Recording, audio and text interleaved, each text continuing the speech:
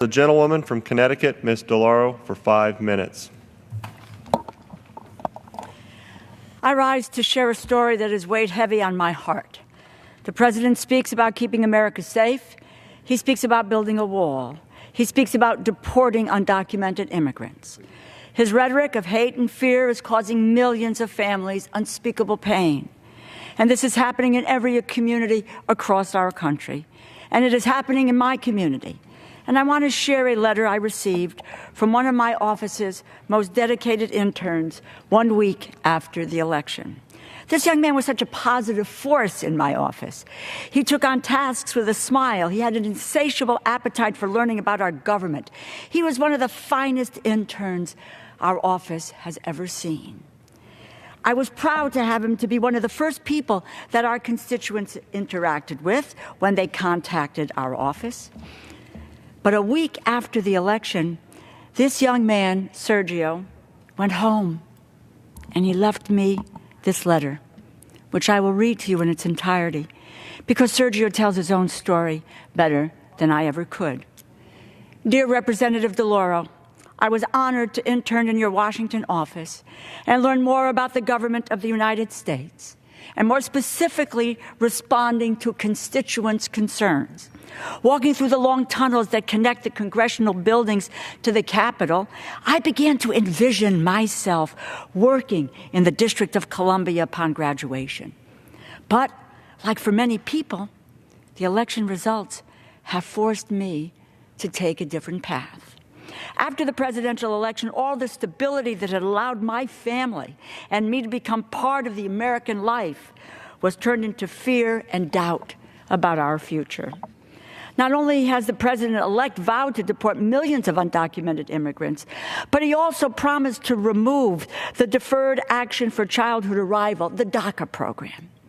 For this reason, I had to return to New Haven and assist my family as we figure out which decisions are the best to make moving forward. Thus, I am sorry to inform you that I will no longer be able to continue my internship in your Washington, D.C. office. I want to express that while I am in constant fear, questioning whether I will be able to complete my undergraduate degree or if my U.S. citizen sister will be separated from us, I am not giving in.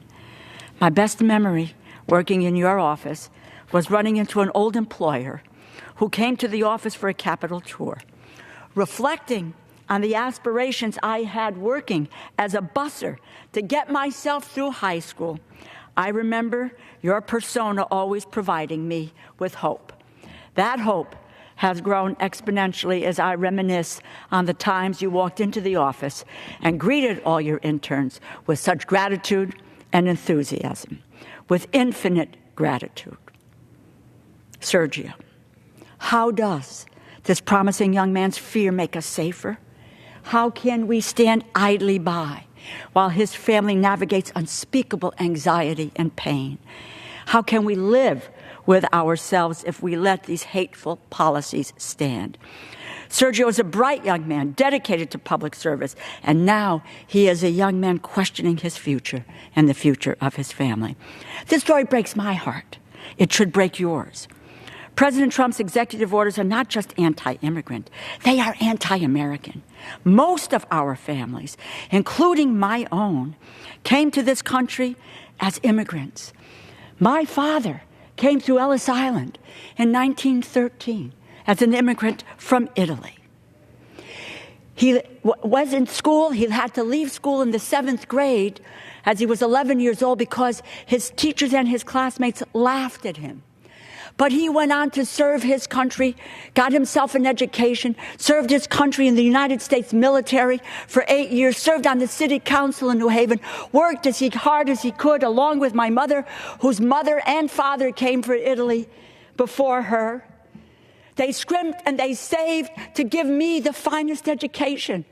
And as an immigrant family, they could only dare dream that I would sit in the United States House of Representatives and be here today. It is the American dream. It is what this nation is all about as we stand under this dome in this building, the seat of our democracy. Do not let any individual, any political party destroy that American dream.